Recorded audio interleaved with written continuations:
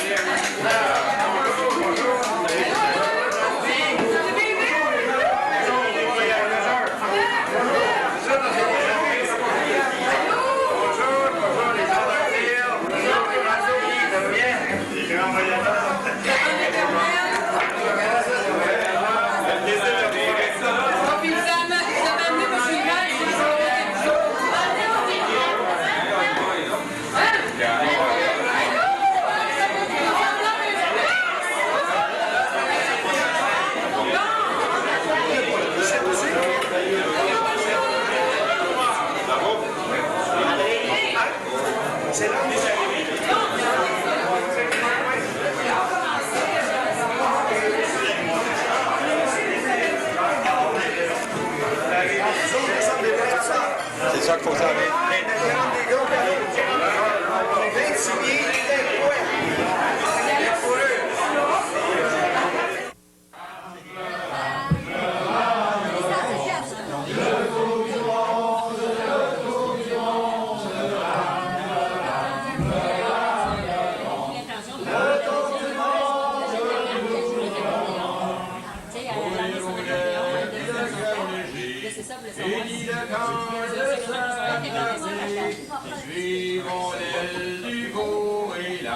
Dans son élan de liberté, rame, rame, ramelon.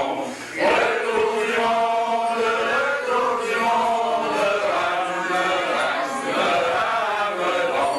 Le tour du monde, nous ferons. Il est trop tard pour retourner. J'entends déjà chanter les filles sur l'arc-en-ciel. On est monté vers l'océan de l'éternité.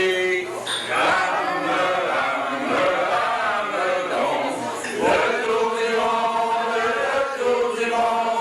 rame, rame, ramelon. Le tour du monde, nous ferons.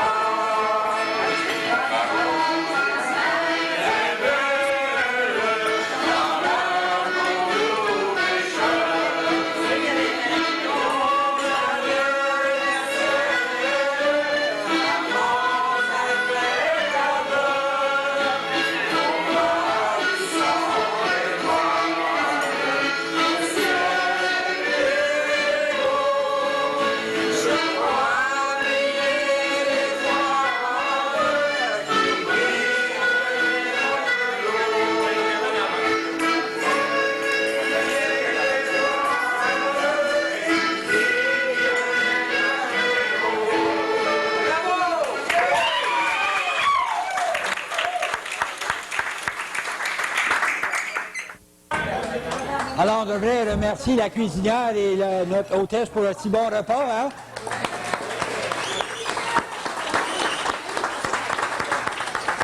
Merci, Doris. Merci. Fais droit un bec. OK. C'est parce que la crème glacée, le 9. Ah bon, OK. Je vais manger ça vite.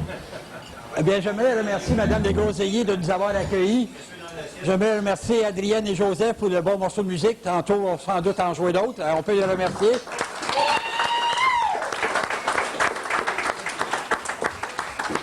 Alors, aujourd'hui, les voyageurs, c'est l'association de canot camping du lac Témiscamingue. On est environ à peu près 35 membres. On n'est pas tous ici, comme vous avez remarqué. Ça fait depuis le mois de novembre 2002 qu'on parle de ce projet-là, partir de la hauteur des terres en Rabasca, qui est un canot de 26 pieds, et se rendre à Fort-Témiscamingue pour le rendez-vous des voyageurs. On a rencontré du monde, on en a parlé à des gens, André Saint-Onge et moi-même.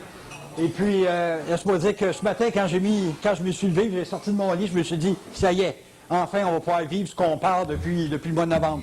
Il y a eu des hauts, il y a eu des bas, il y a eu des... On s'est tapé du pied un peu des fois au téléphone, mais ça marche. On est tellement contents de comment vous avez accueilli aujourd'hui. Merci à tout le monde.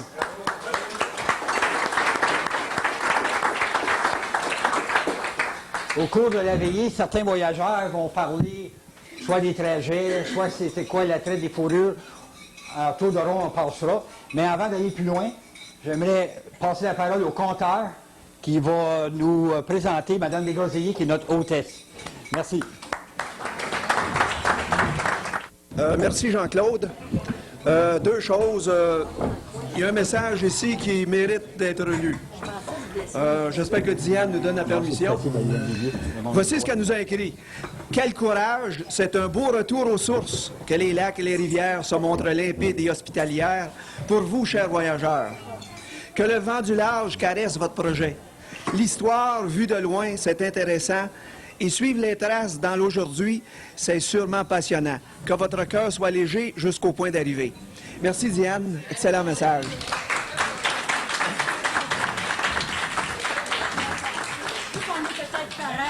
Je vais t'embrasser pour tout le monde. Merci. Bon voyage. OK. Alors moi, j'ai l'honneur de présenter notre conférencière. Notre conférencière ici, c'est une écrivaine, elle s'intéresse à l'histoire. Elle est aussi responsable du journal local d'Arnfield. Ses parents viennent, et elle-même vient de Moonbeam, Ontario. Elle a fait son éducation à l'école secondaire de Sturgeon Falls avec les Sœurs de la Sagesse. OK? Elle a fait là son primaire et son secondaire et sa 13e année au Sturgeon Falls High School. Bravo. Ensuite, elle s'est dirigée à l'Université d'Ottawa où elle a obtenu un doctorat en littérature anglaise. Ensuite, elle a enseigné pendant une courte période, soit à peu près 40 ans. Elle a enseigné au primaire, au secondaire à Kirkland Lake, Cobalt, au Collège de Hearst, à l'Université du Québec et j'en saute. Enfin, elle a aussi enseigné pour l'ACDI, l'Association canadienne du développement international, c'est bien ça, dans la Côte d'Ivoire, au Ghana, en Algérie, puis j'en saute. Elle a des ouvrages aussi à son nom. Entre autres, on l'appelle Moustache, l'Évangile selon Gaby. Elle a contribué aussi à de nombreuses nouvelles ou short stories dans des revues comme Virage, Nouvelles du Nord, Jardin Mémoire, Jean de la Lune et j'en saute. Actuellement, elle est active à travailler son jardin. Elle est membre du conseil de quartier, ça c'est du conseil municipal pour nous autres, là, de Arnfield.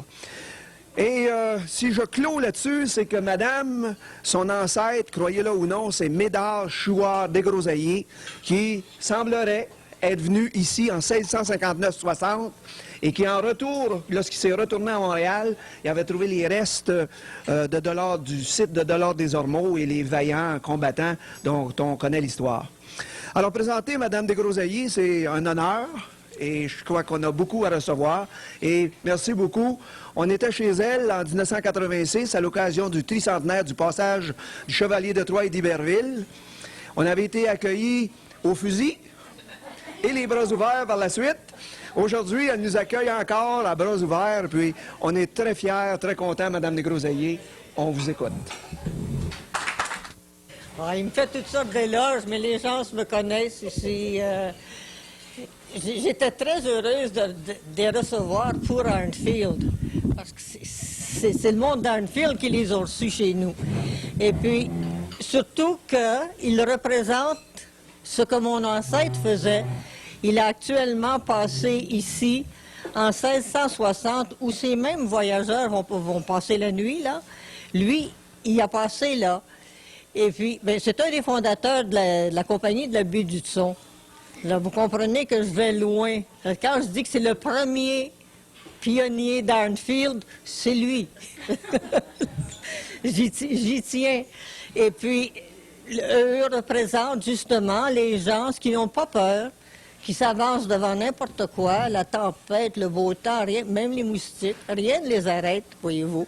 Et c'est pour ça que je suis si heureuse quand ils arrêtent comme ça. Mais je veux remettre à monsieur quelque chose. Ils nous ont demandé de leur remettre une lettre pour la prochaine étape de leur voyage, qui sera un relais, et pour le fort à Ville-Marie. Alors, je lui ai fait comme les premiers voyageurs, je lui ai écrit une lettre, comme dans le temps, sur l'écorce de bouleau, et puis une pour Obadjiwan, qui est le fort Sainte-Marie, et puis l'autre, attendez, relais, ça s'appelle Guske Mindamovinasiki. J'ai aucune idée. J'ai aucune idée. Alors, c'est pour vous autres. Si vous voulez les lire aussi, vous voulez les lire aux gens? Je ne sais pas s'ils voulaient les ouvrir juste là. On vient de décider qu'on voulait que vous voulez? Ah, ben alors, je vais vous dire ça. Envoyez ça la première. C'est la première. Comme j'ai pris ça, ça c'est du houblon qui attachait, parce qu'il servait des choses. Ce que j'ai écrit pour relais, c'est ceci. C'est juste comme ce que les voyageurs envoyaient alors.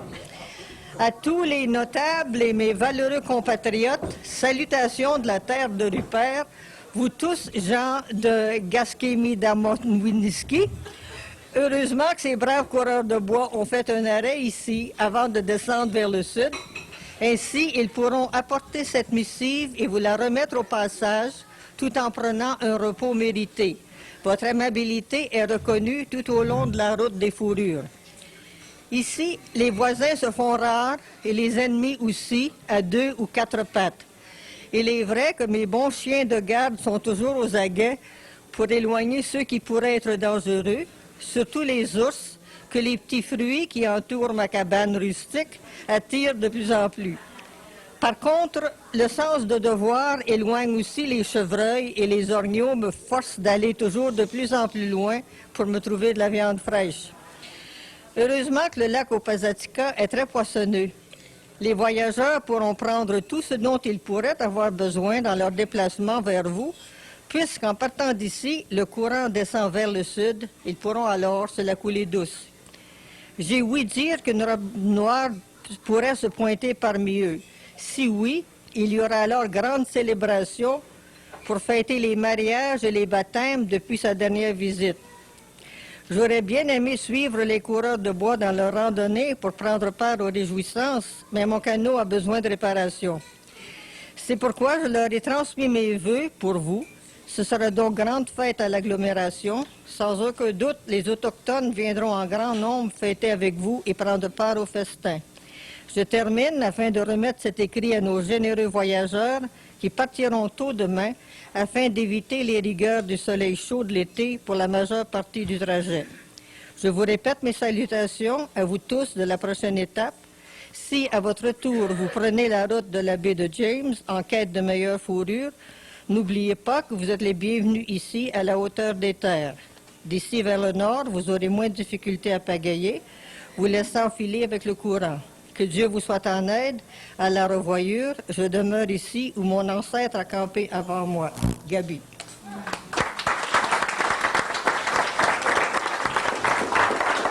Alors, c'est un peu ce que disaient les voyageurs du temps. C'est un peu la... C'est-tu la même chose? Pas tout à fait. C'est beau. C'est à peu près la... C'est beau. Alors, je vous remercie tous d'être venus en si grand nombre, parce que ça montre comment que les gens d'Arnfield sont intéressés à tout ce qui se passe par ici, et les autres gens d'un peu partout sont venus aussi se joindre à nous. Merci.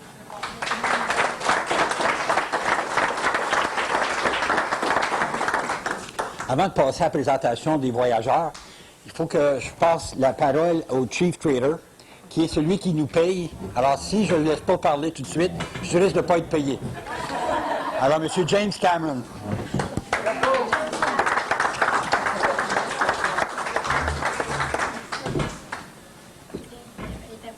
Merci, Madame Desgroseilliers. Mes respects à la mémoire de votre ancêtre qui est le fondateur de ma compagnie, la compagnie de la baie du Son, puisque j'en fais partie. Mon nom est James Cameron.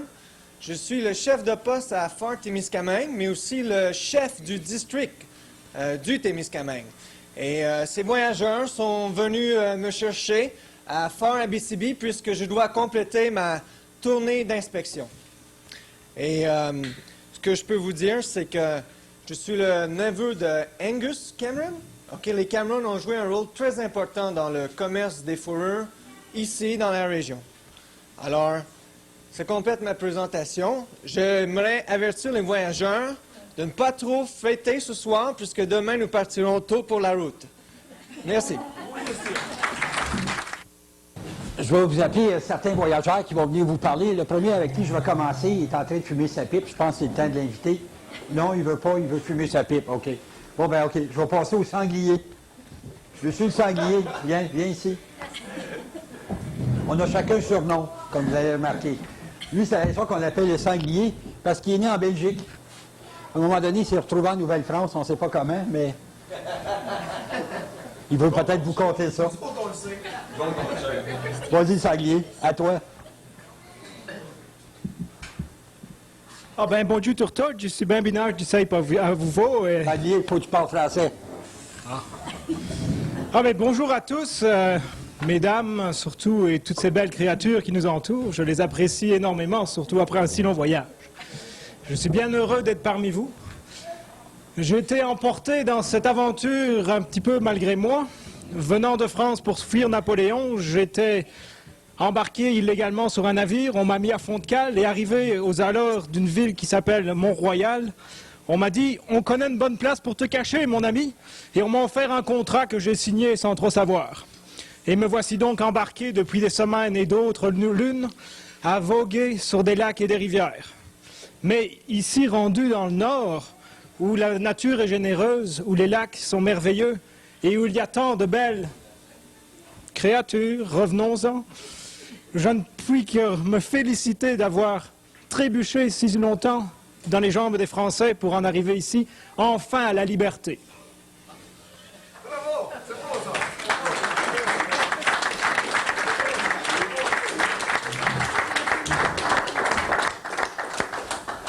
Je vois que Loup d'hiver est en train de se préparer. Loup d'hiver, c'est notre expert en fourrure. Il va venir vous parler. La raison pourquoi il s'appelle Loup d'hiver, c'est parce que on le rencontre à toutes les fois qu'on monte dans le nord. On le rencontre quelque part, il nous rejoint. Et puis des fois, il est avec Fleur de printemps. Des fois, il n'est pas là. On ne sait pas qu'est-ce qui se passe. On ne pose pas de questions parce que Loup d'hiver ne répond jamais rien. Si on n'a pas de rhum avec nous autres. Mais je vais vous passer la parole. Bonjour. Tu dois l'asseoir, Loup d'hiver. Ce soir, Loup d'hiver. Il est aussi pire qu'un bourgeois, celui-là. On m'a surnommé Loup d'hiver, je suis un hivernant, ce qui veut dire que j'ai déjà été voyageur et puis dans un de mes trajets, dans le coin, j'ai décidé de rester. Et puis alors je fais la trappe, et puis lorsque les voyageurs viennent faire leur tournée, je viens à leur rencontre pour traiter avec eux autres, et puis avoir de la marchandise. Et puis c'est ça qui a amené les premiers gens dans la région, c'était la traite des fourrures, et de là, certains gens ont resté, ils sont établis, ils ont établi des fermes, des commerces, etc. Alors, le roi de la région, j'espère que je vais sortir le mot.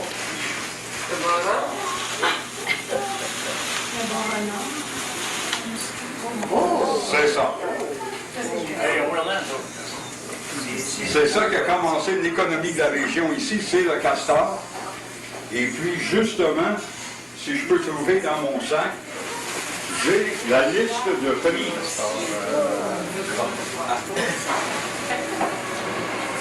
De qu'est-ce qu'on pourrait avoir dans les années 1820 pour un castor. Ça ici, vous allez peut-être le reconnaître. Il y en a certains dans la forêt. C'est dur à voir c'est quoi une fois qu'il a été semé. Peut-être par la petite queue, vous allez le reconnaître. Les oreilles pointillées sont maintenant pas mal rabattues, mais c'est un lynx qui aussi était très en demande en Europe. C'est grand, c'est long. C'est bien passé, si les gens veulent le regarder.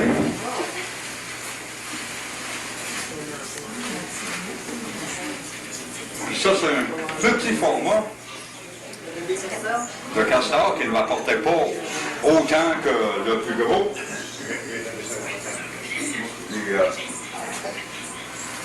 Puis je cherche ma liste de prix qui expliquerait qu'est-ce que la valeur d'un castor, c'est la liste de traite de la noble compagnie de la baie du Son, datée de 1820. Alors, dans le temps, un castor pourrait vous acheter une livre de poudre, 8 couteaux, et puis en passant, les couteaux, ça ne valait pas grand-chose. Hein. 20 hameçons, une livre de tabac. Ah oui? Oui. Et puis 6 pipes en plâtre. Poif. Un fer à hache pour un castor, et puis ça, c'était voler le monde, ça. De 15 à 20 pierres à fusil, ou une livre de thé. Un piège à métal,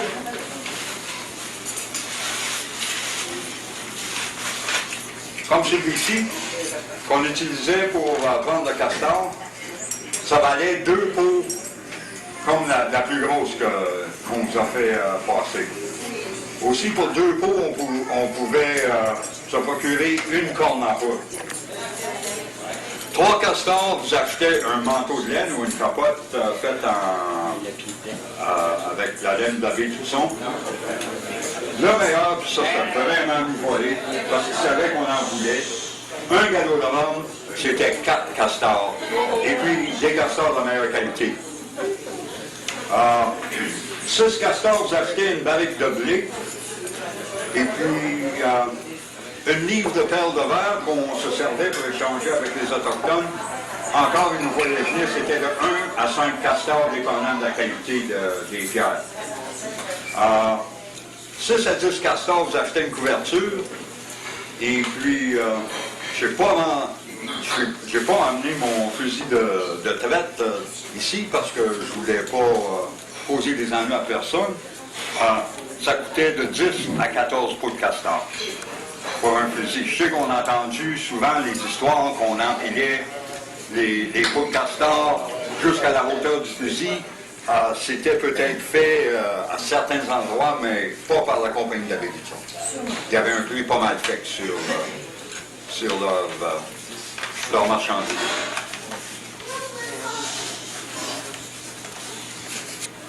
Merci beaucoup. On vous remercie encore de nous avoir accueillis si chaleureusement. On ne s'attendait pas à ça. Alors, je vous remercie. Et puis, si vous voulez savoir vraiment comment Loup d'hiver a reçu son nom, venez nous voir au Fort Témiscamingue, samedi dans 2 semaines, autour du feu de camp. Avec assez de ventes, je peux peut-être vous la raconter. On va l'apporter.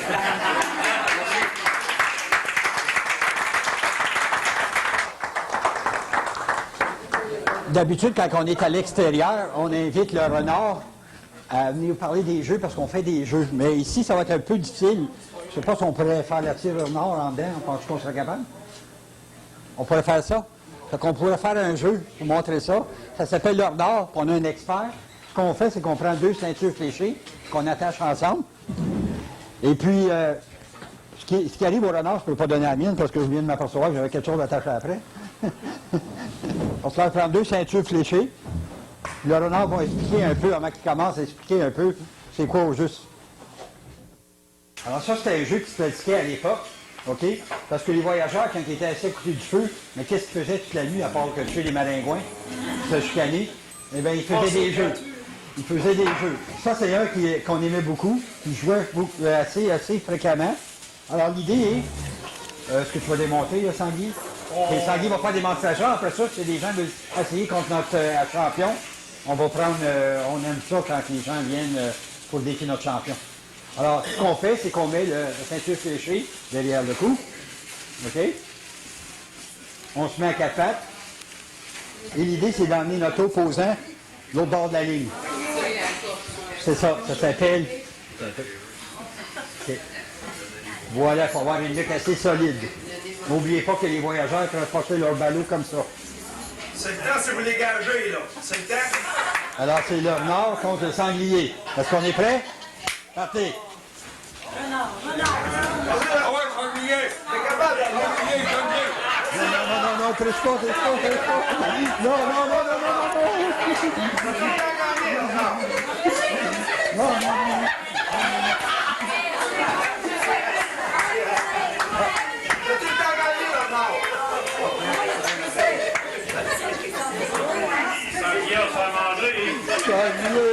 Sanglier. Oh bon, voilà. On applaudit sanglier. Merci d'être venu.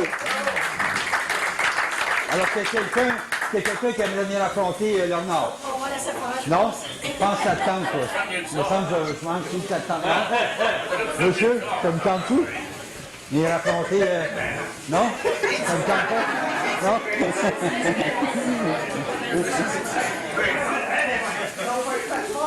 Oui, c'est ça. Bon, mais ça pas... Oh, mais il n'y a rien là. Le pire qui peut vous arriver, c'est que vous allez grandir à peu près à sa hauteur.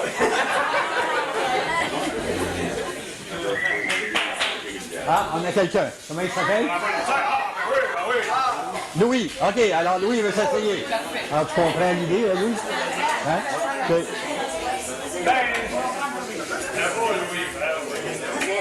OK. C'est beau. On est prêt? Partez.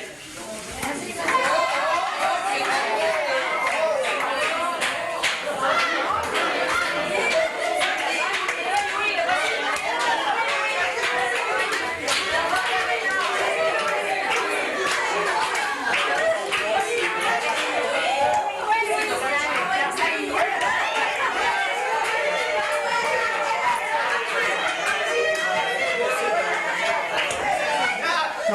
On va passer proche.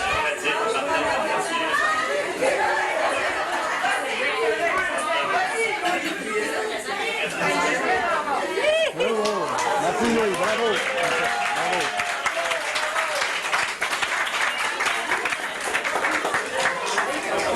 C'est ça notre champion. Puis pour Maki, c'est un peu plus glissant sur le plancher. Hein? C'est un peu plus glissant sur le plancher. Oui. Ce jeu-là, je me souviens de l'avoir joué, j'avais à peu près entre 5 à 7 ans. Chez nous, on avait une vieille maison, il y avait une trappe pour aller dans le sous-sol.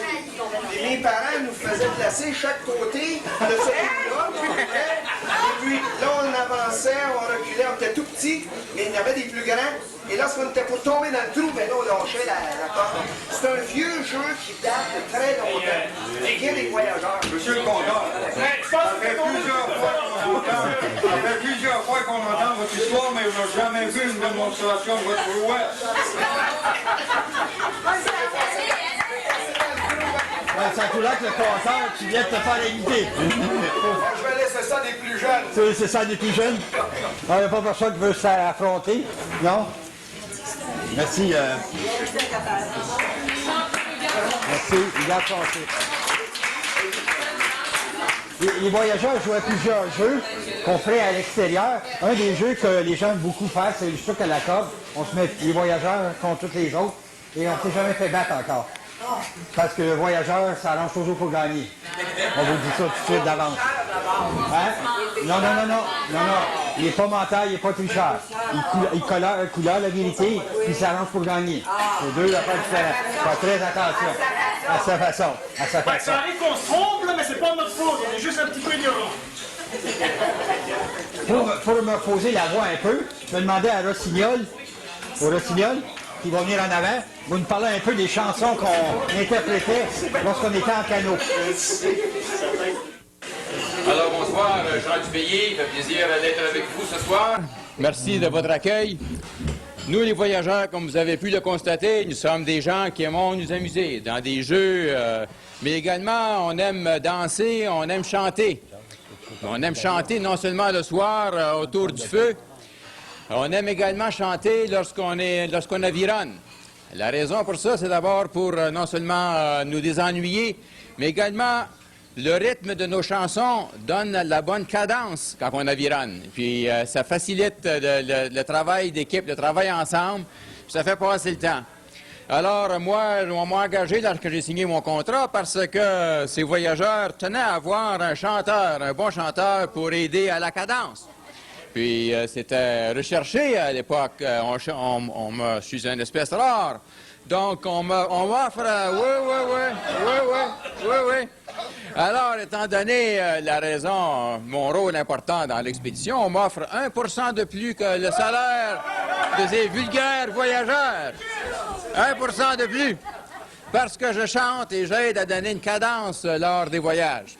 Alors, lorsque j'ai signé le contrat, j'ai eu un revenu plus important de 1%. Alors, c'est pour ça que... Si vous voyez la réaction de ces voyageurs qui n'acceptent mal. Alors, pour vous donner une idée des chants, on va chanter ensemble, si vous voulez, une des chansons qui est bien connue de nous tous, les voyageurs, c'est Ram.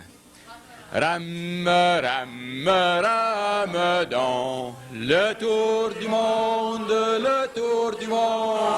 Ram, ram, ram, dans le tour du monde, nous ferons. On est parti tôt ce matin, le vent du large caresseront bien. Plus de soucis, loin des rivages, il n'y a que rêver lendemain. Ram, ram, ram, dans le tour du monde, le tour du monde. Ram, ram, ram, dans le tour du monde, nous verrons. Sourire aux lèvres, le cœur léger, fini le temps de s'attarder. Suivons l'aile du goéland dans son élan de liberté. Ram, ram, ram, dans le tour du monde, le tour du monde. Ram, ram, ram, dans le tour du monde, nous ferons. Il est trop tard pour retourner, j'entends déjà chanter les fées. Sur l'arc-en-ciel, on est monté vers l'océan de l'éternité. Ram, ram, ram, dans le tour du monde, le tour du monde. Ram, ram, ram, dans le tour du monde, nous ferons.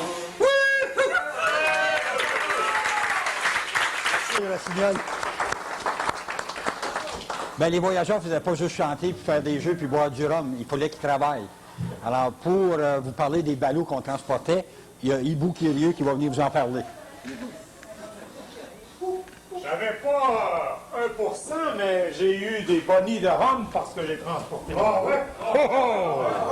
Oui. Il est trouvé. La pire calamité qui pouvait nous arriver à nous voyageurs, c'était un portage. Pas vrai? Vous aimiez ça, des portages, vous autres? Non! On aurait tout fait pour éviter ça, tout fait! Même que quand ils nous engageaient, si on savait nager, on n'était pas choisi parmi les meilleurs. C'est vrai, quelqu'un qui savait pas nager, il risquait moins. Alors, il devait portager, courbé sous le poids de ses ballots, gonfler mon œil et aller.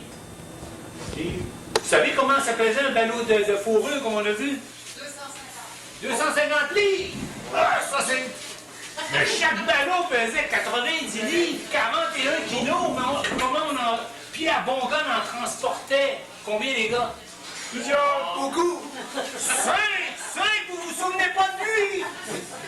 Pierre Bongon, c'était un des bons... oui. 5 ballots.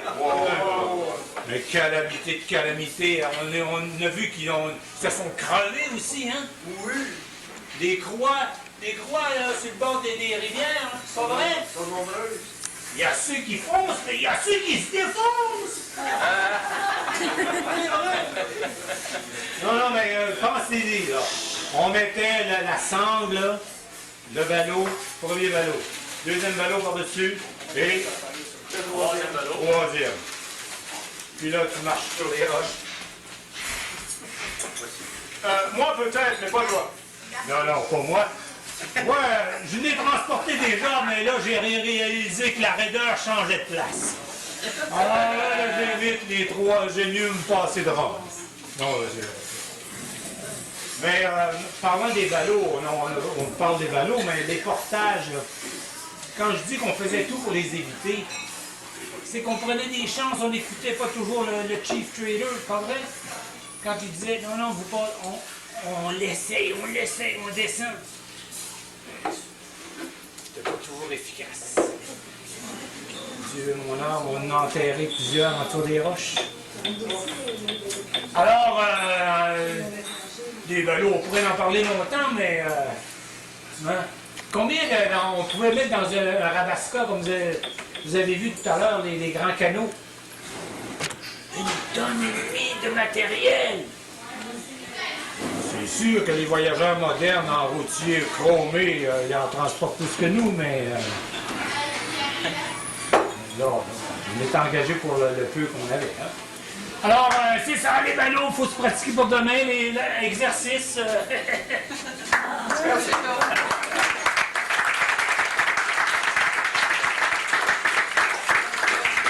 Merci, vous curieux. Pour les gens qui sont venus tantôt, on a un vrai ballot qui pèse 90 livres. Si ce soir, ça vous tente de remonter avec nous autres, on peut vous le montrer qu'est-ce que c'est un vrai ballot qui pèse 90 livres. Un ballot, c'est qu'on pressait les fourrures, OK, avec une presse. On mettait que ça faisait 90 livres. Et chaque voyageur était responsable en charrier. Parce que si vous voyez, moi, mon nom, c'est le Grand Sec. Tantôt, je ne me suis pas présenté. Parce que, comme vous voyez, le Grand Sec, c'est parce que je ne suis pas bâti comme un voyageur. Je suis tout en grandeur, je prends trop de place dans le canot, mes jambes sont dans les jambes. Mais j'avais des connexions. Je sais écrire. C'est pour ça qu'on m'a engagé. Alors, c'est moi qui écris les lettres. C'est moi qui écris les lettres aux voyageurs, à leurs blondes, et des choses comme ça. C'est très, très, très... C'est pour ça que tous les voyageurs, ils ont des problèmes avec leurs femmes quand on Alors, voilà ce qu'on dit. Sur la lettre, si le voyageur va à Pointe au vin pour aller boire, moi, je dis, ce soir, je vais me coucher et je vais penser à toi en disant ma prière. Ben, c'est ce que je... Non, mais je suis quand même honnête. Puis le voyageur est quelqu'un qui est très, très, très superstitieux. Ici, j'ai un chapelet qui m'a été remis par une religieuse. Alors, le chapelet me suit partout. Alors, avant chaque portage, avant chaque rapide que je saute, un petit bec à mon chapelet, et puis je continue. On est très, très, très, très superstitieux, le voyageur. Cache en dessous des pieds. Mon scapulaire, c'est ça. Mais Beau Curieux vous a parlé des ballots. Moi, je vais vous parler des canots. Parce que le canot que le voyageur utilisait était fait par les Algonquins. Alors, il prenait de l'écorce de bouleau avec du cèdre. C'était très, très, très léger. Mais l'Algonquin ne faisait pas des canots de 36 pieds ou de 26 pieds ou de 25 pieds. C'était des petits canots pour une famille. Et d'habitude, c'était la squaw qui était en arrière. L'homme était toujours en avant au cas qu'il arrivait quelque chose, un danger. Alors lui, il était en avant. Alors c'est elle qui barrait le canot, puis qui emmenait le canot, ce qu'elle avait emmené. Alors il était très, très, très habile. Ensuite, il faisait en famille. Lui, il cousait. Lui faisait il mettait du sel, il faisait l'endroit, puis elle cousait, elle collait, les enfants faisaient ça. Alors c'était une affaire qui était faite de famille. L'homme blanc, quand il est arrivé, il s'est vite aperçu. Oui, Sanglier. Ah bon? OK, pardon. Ça n'existait pas quand je suis parti de la Chine il y a une couple de mois. Alors, l'homme blanc, quand il est arrivé, il a vu, il y avait tellement des cours d'eau autour, alors il s'est aperçu, hey, quelle bonne idée de transporter des choses plutôt que de transporter sur notre dos. Alors, on a essayé de le mettre le plus grand possible. On a essayé d'en faire des 45 pieds, mais ça ne marchait pas. Alors, ils ont décidé que 36 pieds, c'est à peu près le maximum. On en a vu 40, c'est très rare.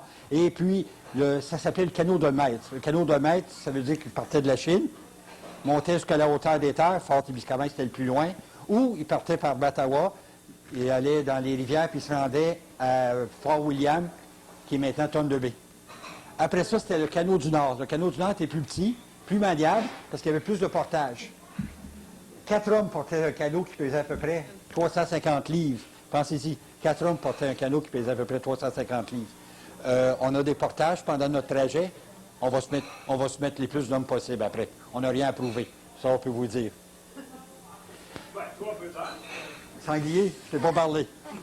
Moi qui ai la parole. Avant de passer à une légende du conteur, j'aimerais laisser à Ovila Carrier la chance de dire un petit mot. Parce qu'il est président de la Société nationale des Québécois, c'est ça?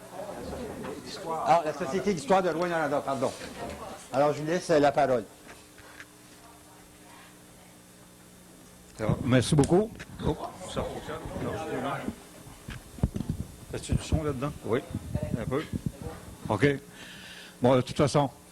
Alors, chers voyageurs du Témiscamingue québécois et du Témiscamingue ontarien, alors, vous nous faites vivre ce soir un véritable retour en arrière, c'est-à-dire un retour véritable dans l'histoire, c'est-à-dire à l'époque où nos ancêtres vivaient la période de la traite des fourrures, ici au Témiscamingue et aussi en Abitibi, parce que vous allez, en fait, la grande route d'eau qui reliait Montréal à la baie James comportait une partie sur le versant sud de la rivière des Outaouais et une partie sur le versant nord des eaux qui se déversent à la baie James en passant par le lac Abitibi. Alors, vous nous faites revivre cette période vraiment riche en histoire, cette période où les gens, aussi bien francophones qu'anglophones, faisaient la traite des fourrures et participaient. Et c'est eux, en fait, finalement, qui ont construit les premières bases du développement historique et économique de notre région, qui est ici, la région de l'Abitibi-Témiscamingue. Alors, on vous remercie beaucoup de nous faire participer à ce retour dans l'histoire. Nous sommes heureux de vous connaître. On est heureux de constater que vous êtes tous en bonne santé, que vous pouvez porter encore des fardeaux extrêmement importants, que votre employeur sera extrêmement satisfait de vous, M. Cameron. J'espère qu'après cette soirée inoubliable, non seulement il vous versera une bonne rasade de rhum, mais encore...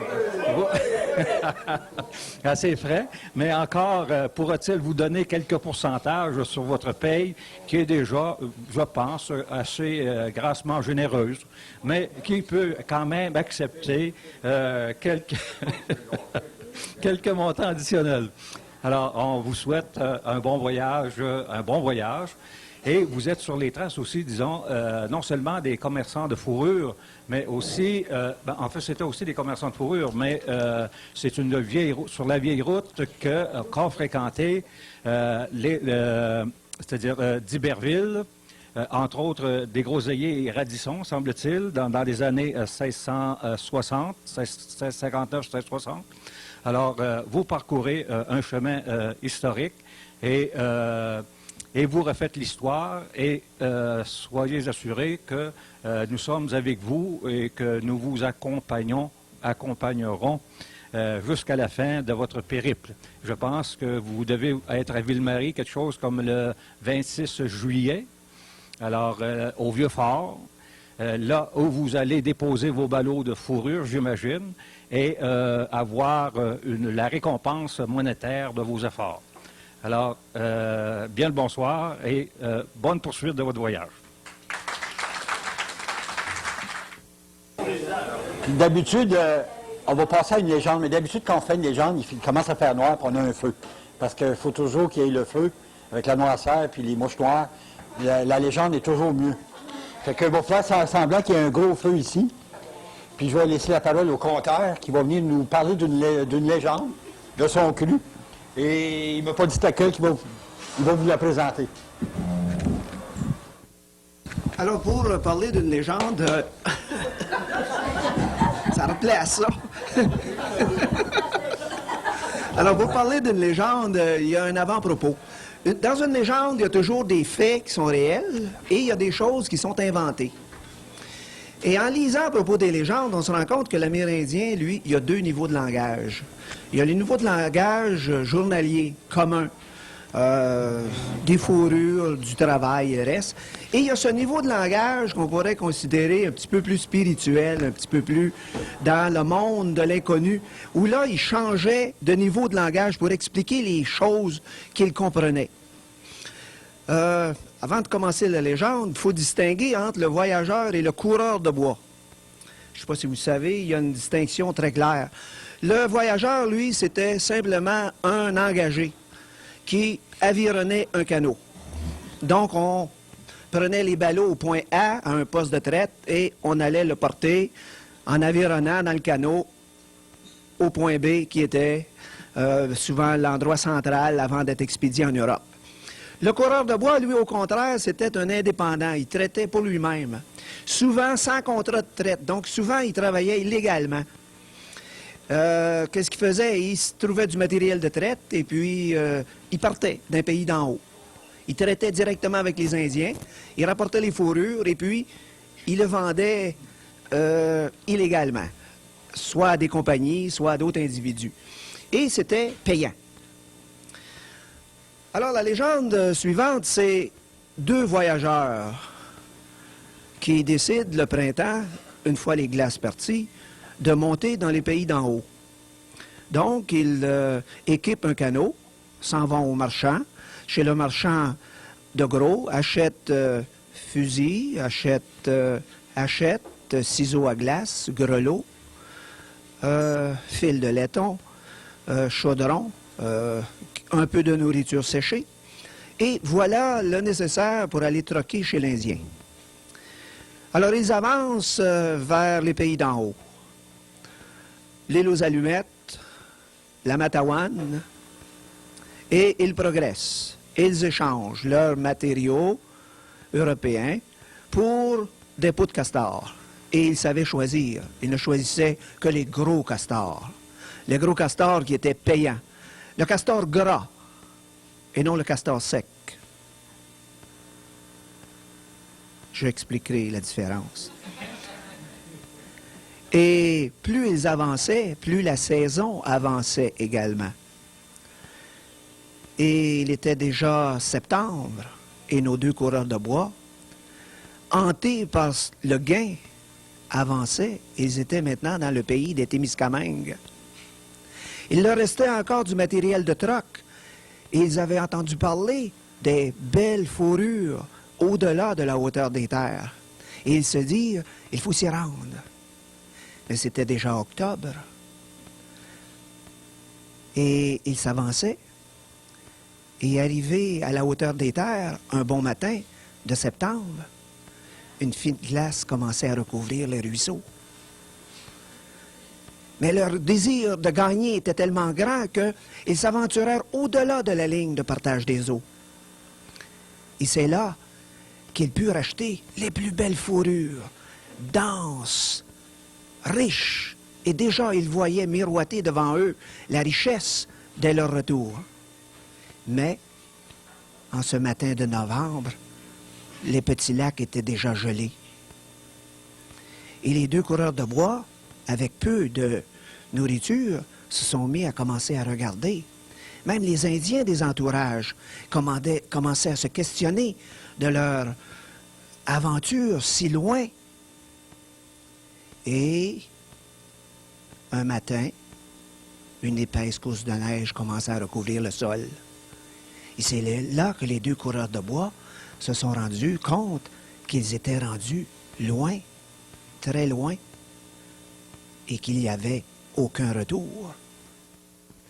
Un soir, qu'il faisait très froid, le grand esprit Windigo est venu et s'est saisi de l'esprit des deux voyageurs qui ont disparu à tout jamais à la hauteur des terres. Merci.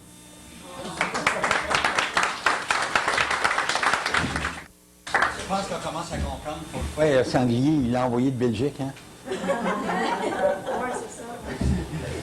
Mais s'il est un peu trop tannant, les voyageurs, ça ne prend pas de temps qu'ils en baptisent un, hein? Parce qu'on est en canot, on peut le baptiser très facilement pour lui dire un petit peu, faire attention, ou lui donner les corvées, aller chez le bois, partir les feux, faire la soupe. Ça fait, les voyageurs avaient le tour de s'arranger entre eux autres. C'est ça. Un petit bassin par D'habitude, quand on est au campement, ce qu'on fait, c'est que nos jeux, on les prolonge assez longuement. Malheureusement, on ne peut pas les faire. Alors, pour se reposer un peu, je vais demander encore à Adrienne et Joseph de faire un petit peu de musique. Et puis, si vous avez des questions... Ah, Mlle Danier voudrait faire dire un mot. Oui, vas-y. C'est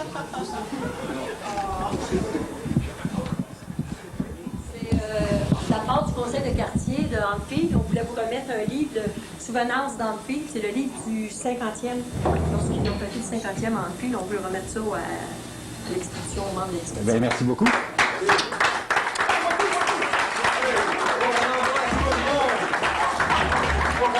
Tout le monde, on embrasse un, j'embrasse tout. Mais si j'avais... C'est encore mon tour.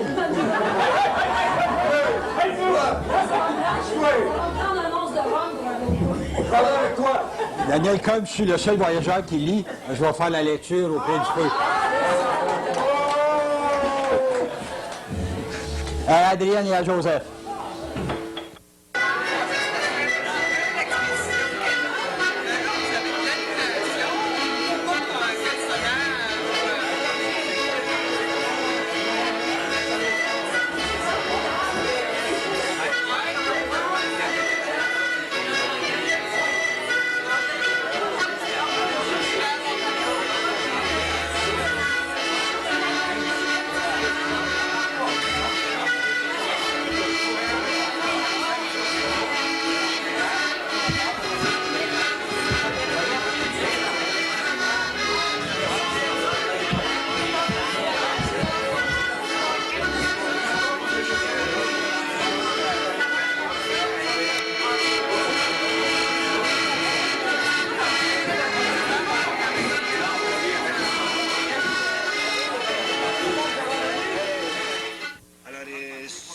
Ce ruisseau-là, vide le lac Massia, et il a été récemment nommé le ruisseau Martineau. Et il coule dans la baie des Groseilliers, qui également a été dénommé récemment. C'est un petit ruisseau, et probablement, à l'époque, là, il coulait pas même plus fort que ça. C'est à peu près le genre de ruisseau. Donc les canaux arrivaient de l'autre côté, probablement ils arrivaient à la tête du lac, ici, ils montaient un petit peu dans le ruisseau. Et puis Mme Desgroseilliers a trouvé à l'endroit, ici, juste en arrière du petit garage, là, beaucoup d'artefacts, ce qui indique que les canaux arrivaient. On mettait le pied à terre là, puis après ça, les canaux étaient portagés au lac Massia. Comment est-ce qu'il y a loin? Oh, il y a à peu près 400 pas pour se rendre là. Puis on va aller, puis on va trouver, selon nous autres, un endroit qui indique vraiment l'ancien portage. OK.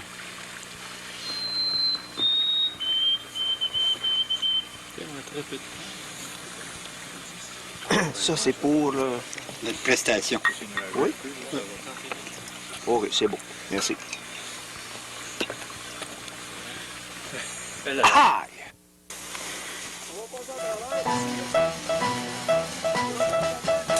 Par les sentiers sous le ciel bleu, j'aime à me promener.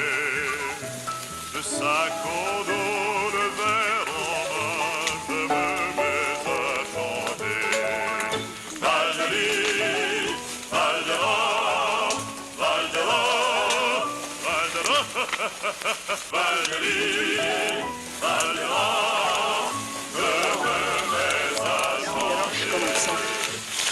As-tu les roches, là? Ah, c'est des feux, hein, ça? Des feux? Oui. C'est juste ici que tu vois les roches. Plus ou moins placées. Qui ont été déplacées? Bien, à force de passer, ils ont enlevé les particules fines. Ah oui, oui. Puis c'est juste ici qu'on voit des roches. Que tu vois les roches. Il n'y en a pas à nulle part ailleurs. Parce que là, regarde, on reste à côté ici, là. La pente est bien pareille. Tu n'en vois pas de roches. Ah ouais. Vois-tu? OK. La seule place où tu as des roches, c'est autour d'ici.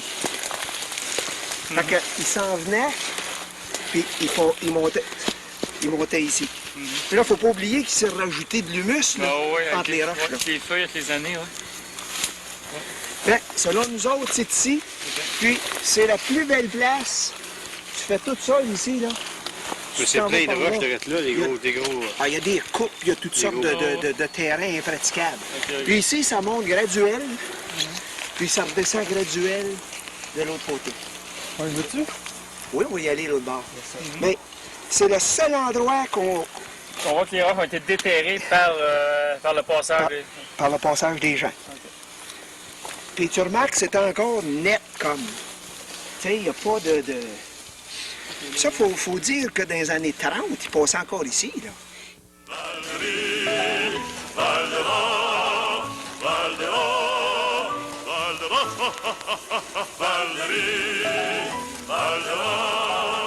Viens chanter avec moi. Et dans les bois et dans les champs, tous les oiseaux jaseurs. Mais dans leur voix, mais dans leur chant, entendent tout son cœur. Val-de-Ris, Val-de-Ran, Val-de-Ran, Val-de-Ran, Val-de-Ris, Val-de-Ran, entendent tout son cœur. Tous les amis que je rencontre au hasard du chemin, à mon salut bientôt répondent par ce même refrain. Val-de-Ris, Val-de-Ran, Val-de-Ran, Val-de-Ran, Val-de-Ris, Val-de-Ran, à Saint-Jean. Ça, ce lac-là, là, c'est la hauteur des terres. C'est le dernier lac. OK. L'autre bord du chemin, l'eau s'en va à Baie James. OK. Comment tu l'appelles encore? Messia. Messia. Le lac Messia. OK. Il a été séparé en deux par la construction du chemin. Non, c'est un lac. Le chemin passe complètement au nord du lac. Là. Puis il y en a un autre de bord pas loin? Ouais. L'autre côté, le lac d'Assora. Puis, il y avait un lac, anciennement, le lac Ojima. Puis lui, il s'est drainé. Tu sais, on pensait que le portage s'en allait de même. Il s'en allait de même, anciennement. Je vais vous montrer les vieilles cartes. Il y en a une vieille carte. C'est vraiment intéressant de voir ça. Qu'est-ce qui l'a fait changer au cours des années? Ben, c'est de la glaise, là. Fait que une bonne fois, le lac est venu haut, m'imagine, puis ça s'est érodé, puis le lac s'est vidangé, tout d'un coup. 1929, 1930, tout de là. Parce que c'est une vieille carte minière, là, on voit le lac. Puis après ça, il disparaît. Ah oui. Ouais.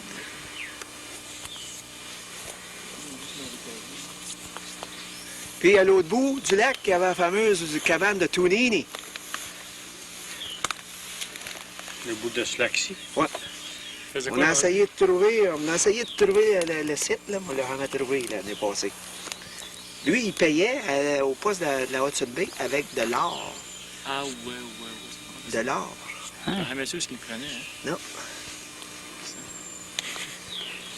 C'est ça. Mais il tenait quelque part son Lui, il était chef dans la région de Temagami.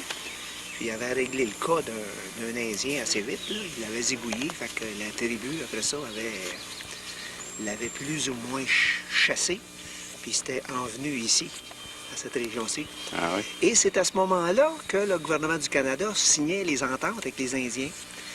Et Tunini n'a pas signé la fameuse entente. Et c'est pour ça que les Indiens de Temagami sont venus avec le fameux land claim, là, de redevance. Exactement dans cette période-là. Bizarre, hein? Ce monsieur-là, c'était qui? C'était un chef.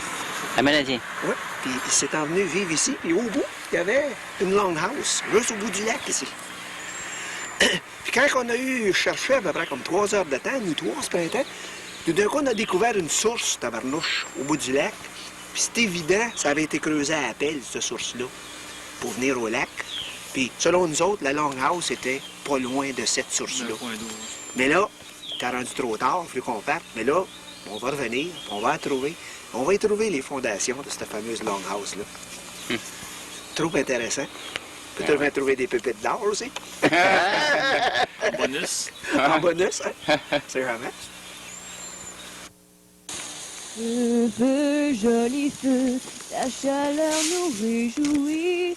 Feu, feu, joli feu, entre dans la danse. Vive la chaleur du feu, vive sa chaleur. Feu, feu, joli feu, ta chaleur nous réjouit. Feu, feu, joli feu, entre dans la danse. Sont prêts, Vive James. la chaleur du feu, vive sa Monsieur chaleur. Cameron, bon aux autres, là. Feu, joli feu, ta chaleur nous réjouit. Feu, feu, joli feu, entre dans la danse. Vive la chaleur du feu, vive sa chaleur. C'est un chef de la tribu Natchez. Et puis, il était dans un paysage très aride où il n'y avait plus de gibier, l'eau, il y avait presque plus de puits d'eau. Alors, il a décidé de prendre ces gens et puis d'aller à la recherche d'un meilleur territoire pour sa tribu. Alors, ils sont partis avec des travois, des chiens, toute la patente. Et puis, ils ont fait un trajet d'à peu près 3 mois, hein, toujours en suivant ce grand chef-là, parce qu'il avait eu une vision. Puis, c'était les dieux de sa culture qui lui disaient où aller. Alors, pendant des mois, son peuple l'ont suivi à travers des déserts, des montagnes, des canyons. Et puis, il y a eu soudainement, sur le top d'une très grande montagne, et puis, il regarde de l'autre côté de la montagne, puis c'est encore le même paysage aride, du sable, des canyons. Et puis, c'est là où le chef a reçu son nom, son sobriquet, lorsqu'il a regardé le plus vieux de ses fils, qui était un grand guerrier, et puis il a dit en anglais, parce que ces gens-là avaient appris à parler l'anglais, « Son, where the fuck are we? » Alors, c'est quelque chose qu'on ne peut pas, on n'aurait pas dû filmer. Puis il faisait des gageures dans la taverne que n'importe qui pouvait lui amener une fourrure. Et puis, les yeux bandés, juste en touchant la fourrure. Rien que les yeux bandés, OK? Pardon? Rien que les yeux bandés. C'est pas ça que j'ai dit? Oui, oui. Est-ce qu'il y a une raison pour ton interruption, sanglier? Je voulais une précision. Alors, qui pouvait dire, en touchant la fourrure de l'animal, quelle sorte d'animal que c'était et comment il avait été tué. Alors, dans les tavernes, il y avait une certaine renommée, puis les gens y amenaient toutes sortes d'animaux, et puis en touchant, ils disaient, OK, c'est un castor, ça a été abattu par une rame en érable. Ben, comment vous savez ça? C'est un don. Et puis, il allait de taverne en taverne, c'était un gars qui aimait assez boire. Et puis, justement, un soir, il y avait eu plusieurs gageures, et puis, comme de raison, il avait toujours la bonne réponse. Et puis, il arrive à la maison, puis le gars, il est pacté par le temps qu'il arrive chez eux. Alors, il se couche. Le lendemain matin, il se réveille, un œil noir, la mâchoire cassée, un genou tout enflé. Il demande à sa femme, il dit, qu'est-ce qui m'est arrivé hier soir? Je sais que j'ai pris un coup pas mal fort, mais j'étais-tu de même quand je suis arrivé à la maison? Elle dit non. Mais elle dit, c'est moi qui t'ai fait ça. Elle dit, pourquoi? Elle dit, en te couchant, elle dit, tu m'as frotté, puis tu as dit, oh, bête puante, fendue par une hache.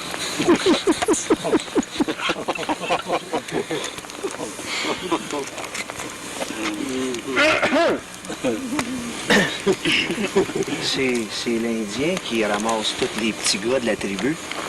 Oh non, ça, on ne va pas l'entendre parler. Fallait qu'il les initie à quelque chose de célèbre pour qu'ils passent à un niveau d'âge plus avancé. Fait que il ramasse tous les garçons de la tribu, puis il s'en allait. Il en va loin dans la forêt profonde. À un moment donné, il arrête, il dit, « Garçons, l'aventure que vous allez vivre va séparer les hommes des petits gars. » Là, il lève la main, il dit, « Comment loin en derrière de nous sont les hommes? »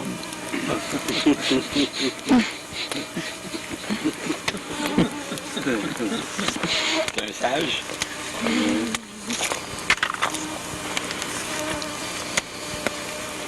Ça méritait bien une offrande, en effet. Ben oui. Une offrande de tabac pour l'église. Tu même, c'est pas drôle, il y avait du rhum dans Ah oui, On te fait une friction avec. On est dans un village d'Indiens. À un moment donné, il y a une jeune fille, une très jeune fille qui est enceinte. Alors lorsque le grand elle était enceinte, il n'était pas tellement enchanté de ça. Alors il s'installe dans sa tente. Puis là, il fait venir la petite fille. Alors il envoie quelqu'un la chercher, puis finalement elle arrive, elle entre tranquillement dans la tente. Le chef était assis au fond de la tente. Alors en entrant dans la tente, elle dit « How ». Le grand chef, il dit « Pas how, où ».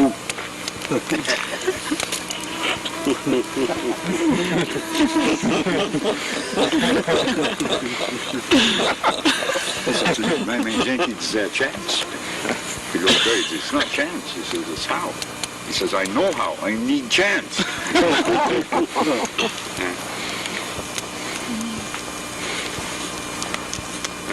En parlant de vision, il y a un gars qui m'a donné un soir, dans ses rêves, il voit apparaître Dieu. Alors, il est tout émerveillé devant la présence de Dieu, puis il s'exclame gloire à Dieu. Puis, alors le Seigneur lui répond, il dit, tu peux faire un souhait, n'importe quel souhait, et je le réaliserai pour toi. Alors, il dit, dis-moi, il dit, je suis un gars, il dit, qui va souvent, il dit, en Floride. J'aimerais, il dit, qu'il y ait un pont, qu'on parte de Rouen-Noranda, qui s'en aille directement en Floride, parce que ça éviterait d'avoir toute la circulation, puis la possibilité d'accident. J'aimerais ça qu'il y ait un grand pont, qu'on pourrait prendre ça, aller directement. Le bon Dieu, il dit, ouais, si tu vois un petit peu fort dans tes demandes, il dit, je suis pas sûr que ça peut se faire très facilement. Ça ne pas, il dit, un autre demande. Il dit, oui, il dit, moi, il dit, ma femme est plus pas mal malheureuse. Bien mauvais caractère, puis il dit, elle est toujours négative, puis elle chiale, puis elle est vraiment pas désagréable.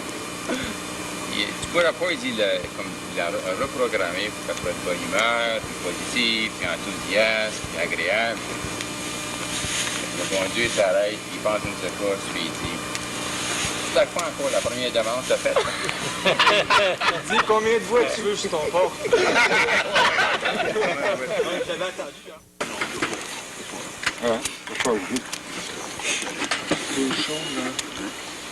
Ben, moi, ça me fait, je suis habillé. Martin est quasiment habillé. Parce que moi, on peut faire un canot habillé puis un canot pas habillé. Moi, Si on est assez, on part. moi, je suis habillé.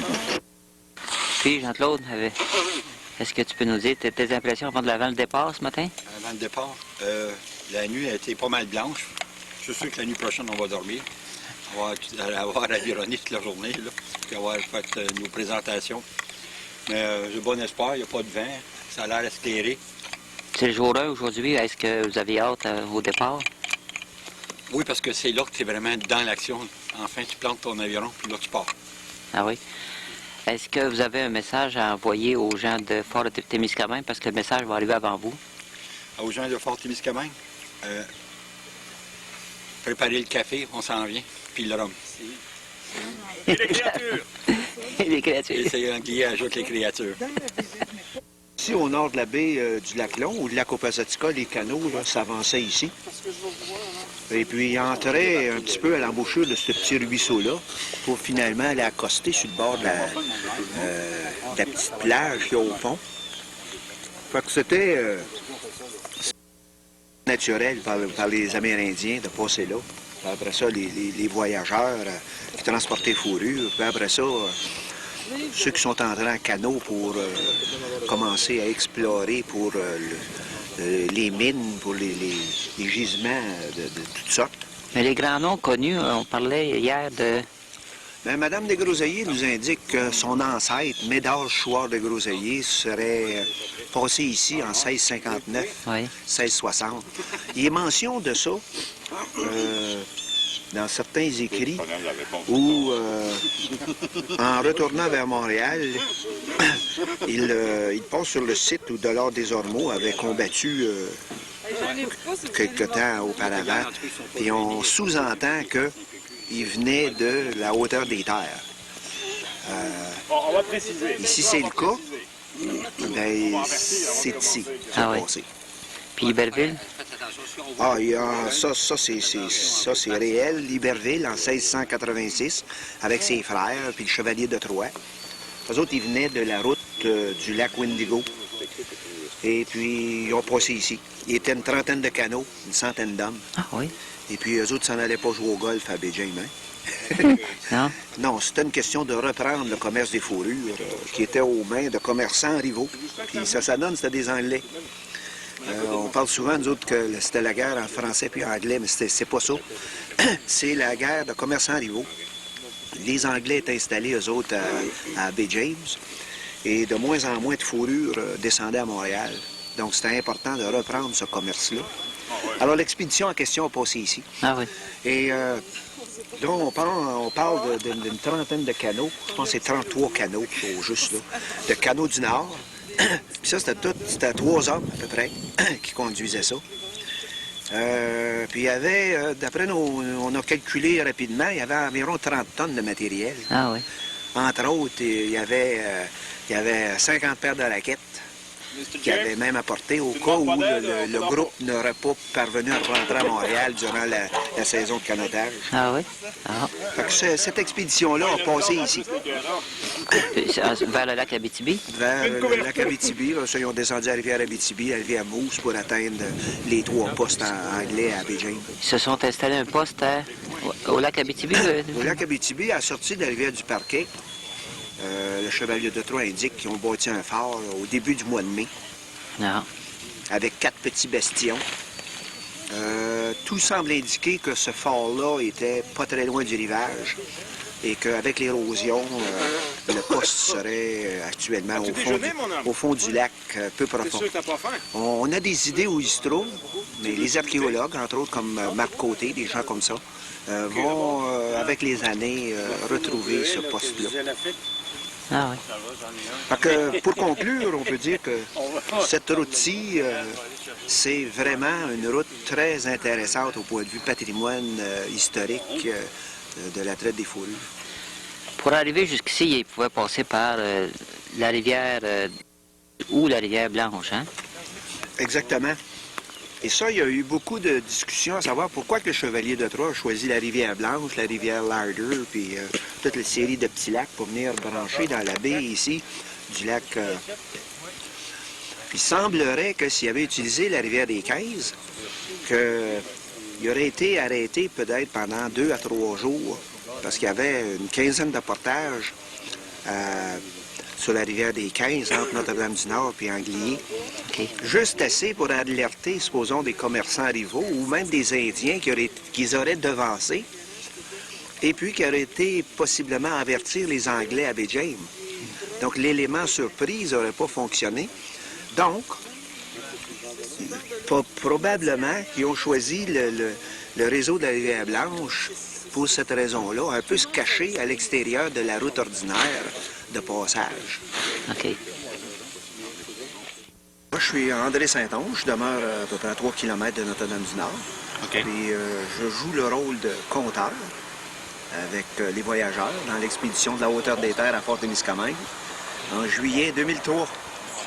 Parlez-moi un petit peu de qu'est-ce que c'est que cette expédition-là? Pourquoi vous avez organisé ça? C'est que c'est dans le cadre des activités de l'Association de canot-camping du lac Témiscamingue qui, chaque année, organise une dizaine de sorties. Mais on en a toujours une qui est majeure. Comme l'an passé, on a fait soit qu'on fasse la Dumoine ou d'autres rivières intéressantes, là. Donc cette année, on a décidé de refaire une section de la hauteur des terres jusqu'à Fort-Témiscamingue sur la route traditionnelle des fourrures. Il y a des personnages célèbres de l'histoire du pays, de la Nouvelle-France, qui ont emprunté cette route-là. Oui, d'après notre conférencière hier, Mme Desgroseilliers, tout semble indiquer qu'en 1659, 1660, son ancêtre, Médard Chouard Desgroseilliers, aurait passé ici, sur ce site-ci. Ça, c'est le beau-frère de Radisson, là. Exactement, qui était parmi ceux qui ont les instigateurs et les premiers à la base de la Compagnie de la baie du Son. Ensuite, on a eu la fameuse expédition du Chevalier de Troyes d'Iberville en 1686, qui ont passé ici vers, avec une trentaine de canots et une centaine d'hommes. Puis ils s'en allaient reprendre le commerce des fourrures à baie de James, qui était dans les mains des commerçants anglais. Et il y avait de moins en moins de belles fourrures épaisses, intéressantes pour les commerçants de Montréal. C'était en quelque sorte l'autoroute de l'époque, là, ici, là, si on se souvient. Oh, ici, là, le lac Opasatika, puis c'est une artère qui est pratiquement en ligne droite. C'est des lacs de faille, ça, qui courent nord-sud. Donc, c'était des lignes droites. Et c'était les artères suivies par les Amérindiens, les explorateurs, les commerçants de fourrure, puis par la suite, ceux qui ont prospecté les gisements miniers, puis ensuite par les forestiers, C'était ici, là, si on remarque, c'est un site extraordinaire. Il n'y a pas de grosses côtes, rien de ça. C'est graduel, de telle sorte que le portage même était un portage, disons, assez facile entre le lac Opasatika et le lac Messia, avant de se rendre à un autre lac qui est actuellement vidangé. Et ça, c'est très, très intéressant, parce qu'il y a quelques années, on cherchait ce fameux portage historique entre le lac Messia et le lac d'Assora, ici au nord. C'est pas là du tout. C'est entre le lac Messia et le lac qui s'est vidangé, qui portait le nom Ojima, qui serait vidangé dans les années 1930. De telle sorte que on a retracé, d'après des artefacts qu'on a trouvés le long d'une route possible du portage. Puis c'est dans la bonne direction également de ce lac qui est vide. Qui est vide maintenant. Qu'est-ce que vous allez faire? Votre expédition, là, chaque jour, ça va signifier quel genre de travail, monter un campement, etc.? Oui, mais disons que le but premier de l'expédition cette année, c'est de faire ça en partenariat avec les organisations et l'infrastructure touristique le long du parcours. De telle sorte que, supposons je prends Anglier, par exemple, eh bien, on fait la promotion, ou ils font, en nous recevant, la promotion du Draper, puis du chantier de Gédéon. Et à chaque endroit, on met en perspective touristique ce que chaque communauté offre. Et nous autres, on fait toujours, et les voyageurs passent sur la route traditionnelle des fourrures, de village en village. Et pour nous, c'est valorisant, c'est intéressant. Non seulement on retrace une page d'histoire de la traite des fourrures, mais on fait le lien avec le présent, qui sont les communautés et leurs possibilités touristiques à offrir aux visiteurs. Et ça va quand même vous permettre de brûler quelques calories, ce voyage-là, M. le compteur. Oh, définitivement. Mais on a de la bonne bouffe et puis on est bien reçu par ces communautés-là, de telle sorte que je crois bien qu'on va survivre jusqu'au 26 juillet. C'est beaucoup de travail à organiser ça? Oui, disons que Jean-Claude Carrière et moi-même, on a mis, disons, une partie de l'hiver à aller rencontrer chaque communauté, expliquer le projet. On a même retourné une deuxième fois, de la correspondance, des documents. Oui, c'est long organisé. Oui, il faut le dire. Mais c'est également intéressant. Merci beaucoup. Dem tari lanat tari lari dari lam tari lari lam dam dem tari lanat tari lari dari lam tari lari lam dem tari lanat tari lari dari lam dari lari la di daram dari lari lanat tari lari dari lam tari lari lam dem tari lari lam tari dari lanat tari lari dari lam dem tari lanat tari lari lanat tari lam dem tari lam tari lari lanat tari lam dem tari la tari la ri la la tari la ri da ri lam tari la ri lam dem tari la ra tari la ri da ri lam tari la ri lam lam dem tari la ra tari la ri da ri lam tari la ri lam dem tari la ra tari la ri da ri lam tari la ri lam lam dem tari la ra tari la ri da ri lam tari la ri lam dem tari la ra di lam tari da ri la ra tari la ri da ri lam di dem tari la ra tari la ri la ra tari lam di lem tari lam tari da ri la ra tari lam dem tari la ra tari da ri la ra tari la ri da ri lam tari la ri lam dem tari la ra tari la ri da ri lam tari la ri lam lam dem tari la ra tari la ri da ri lam tari la ri lam dem tari la ra tari la ri da ri lam tari la ri lam lam dem tari la ra tari la ri da ri lam tari la ri lam dem tari la ra di lam tari la ri la ra tari la ri da ri lam di day la ri la ra tari la ri la ra tari lam de lem tari lam tari la ri la ra tari lam dem tari la ra tari da ri la ra tari la ri da ri lam tari la ri lam tam dem tari la ra tari la ri da ri lam tari la ri lam tam la ri da ri la ra tari la ri da ri lam tari la ri lam tari la ri la ra tari lam tari la ri la ri da ran tari la ri la ra tari da ri da ri lam tari la ri lam dem tari la ra ri lam tari la ri la ra tari da ri da ri lam dem tari la ra tari la ri la ra tari lam dem tari lam tari la ri la ra tari lam dem tari la ra tari la ri la ra tari la ri da ri lam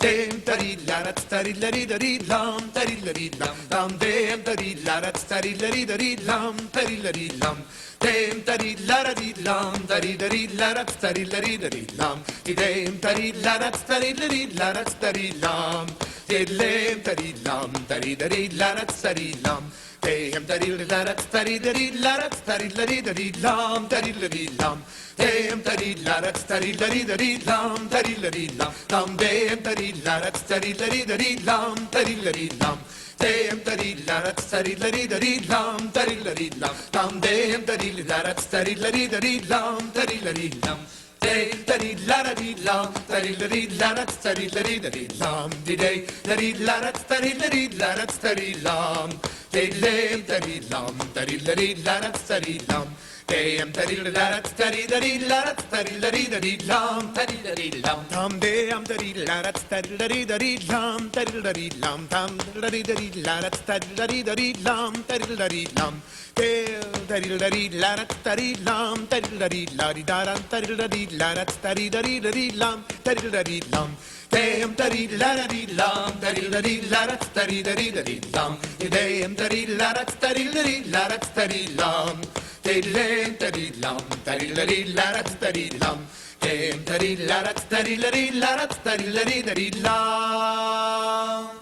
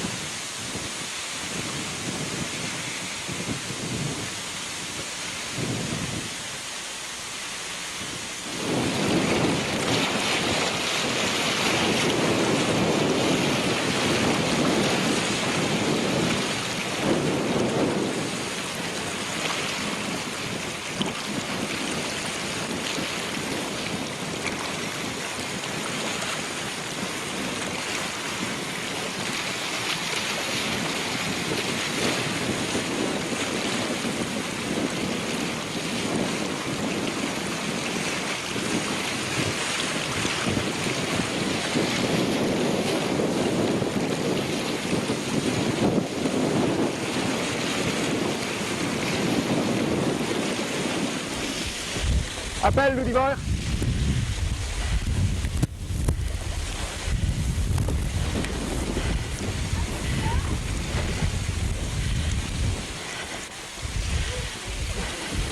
Ouais, ça aussi.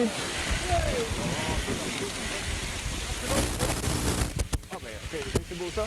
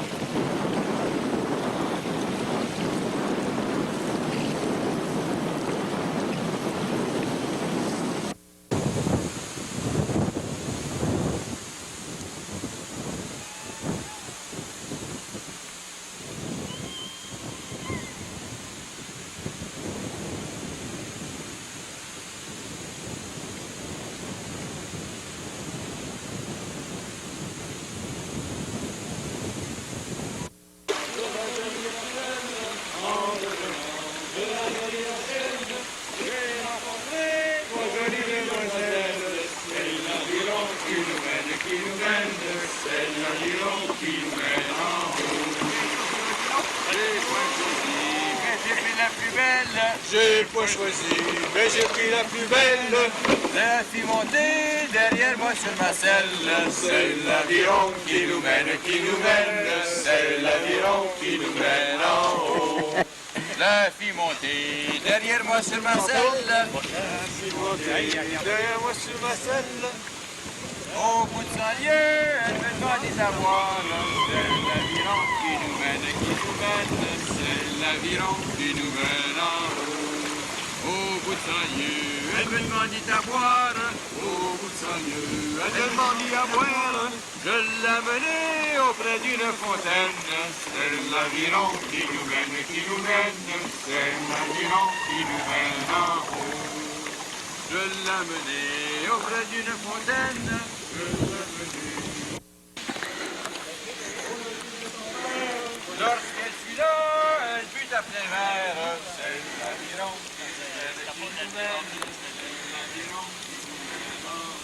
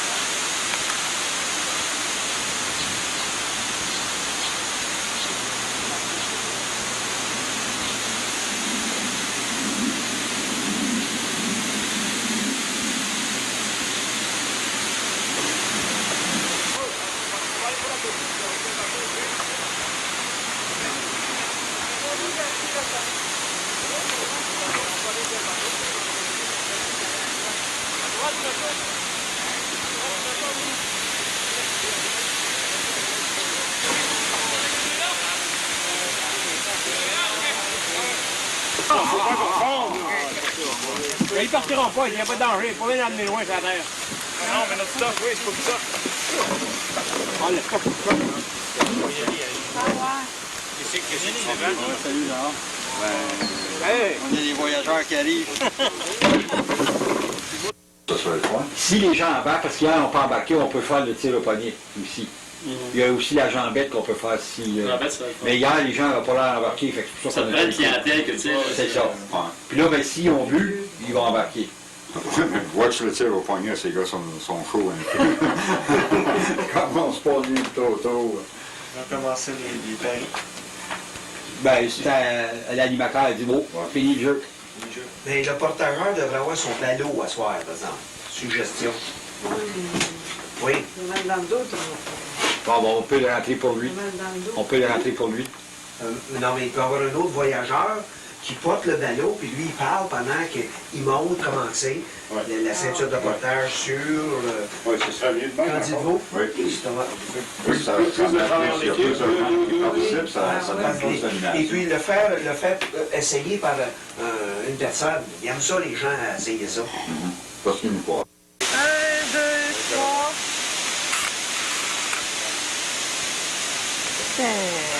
Je vous passerai ça. C'est votre tour de vous laisser parler d'amour.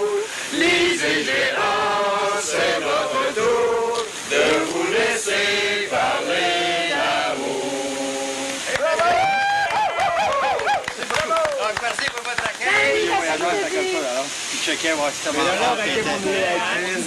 On n'a rien apprécié ça, on a pu se réchauffer.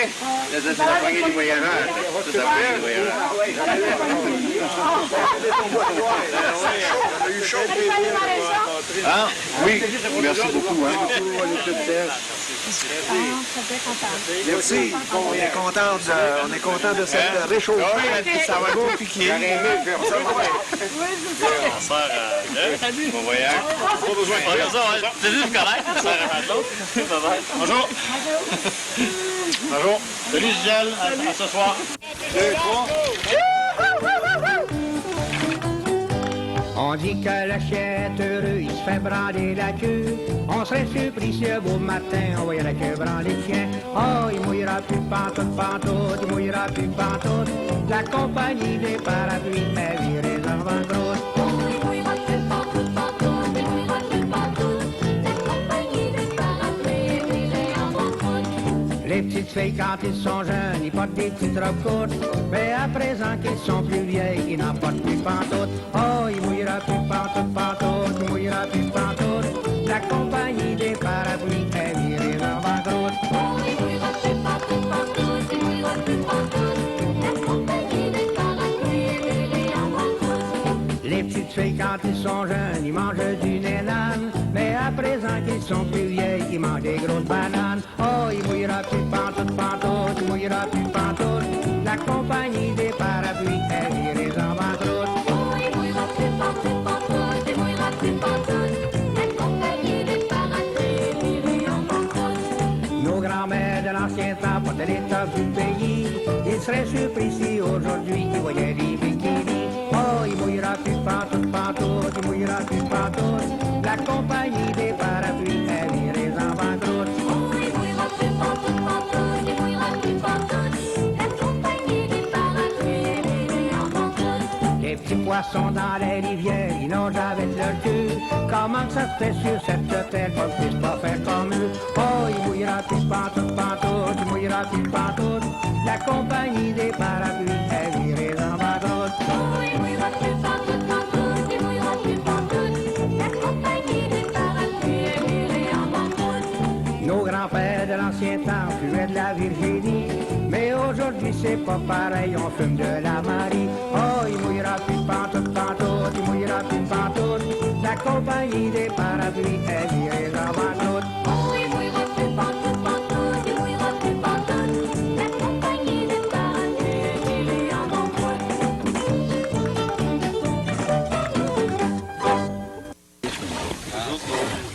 On a une pousse là. Tu vois, puis on a du bagage. Nous autres, on a laissé, on a parti nos pêches. Puis ils vont servir de bois de foin. C'est plus rien qu'un bec, là. Oui, c'est plus qu'un bec.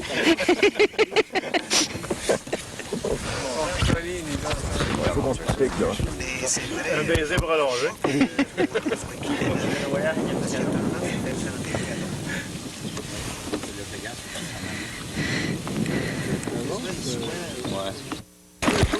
OK, les gars, on y va.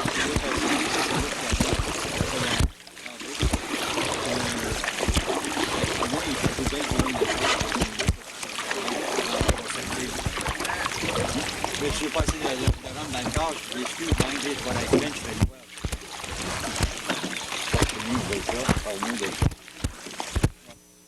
Ben non, on ne peut pas la construire dans le nord parce que le trou il est obligé en là. Et on a essayé de... On a travaillé pendant 5 heures et 6 minutes. 5 heures et 6 minutes? Ouais. Voyons donc.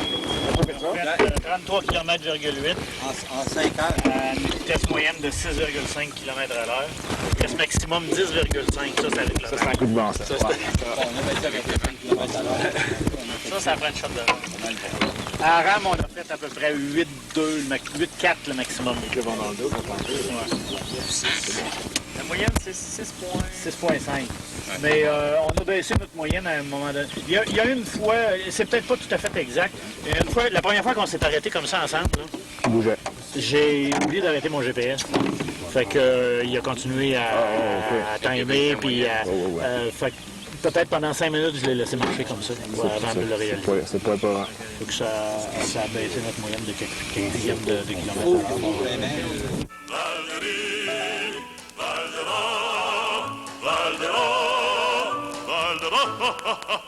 Valérie, Valdera, viens chanter avec moi. Et dans les bois et dans les champs, tous les oiseaux jaseurs, mêlant leur voix, mêlant leur chant, entonnent tout son cœur. Valérie, Valdera, Valdera, Valdera. Valérie, Valdera, on donne tout son cœur.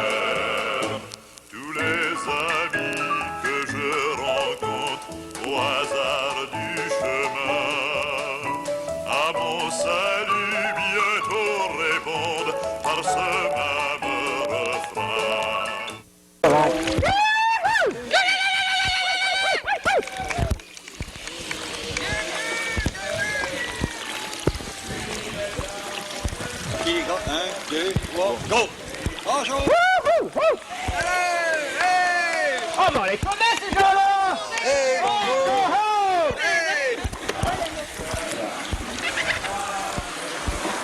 Le tour du monde, le tour du monde, rame, rame. Le tour du monde, nous ferons. Les gars, 1, 2, 3, go! Bonjour, bonjour, bonjour! C'est pas mal à Oh oui!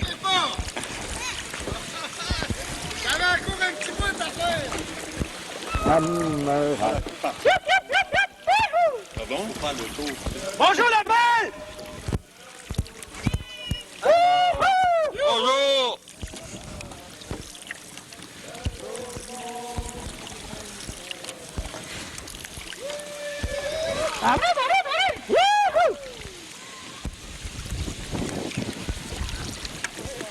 Ouais, nous autres aussi, on y va! On y va! Les voyageurs se rendront-ils à bon port à temps? Vont-ils chavirer? Réussiront-ils à boire du rhum? C'est ce que vous saurez lors du prochain épisode des Voyageurs descendent en Rabasca à Fort-Témiscamingue. Caméra, Ernest Laplante. Réalisation et montage, Nadine Jutra. Une production de Télé 6 NDN.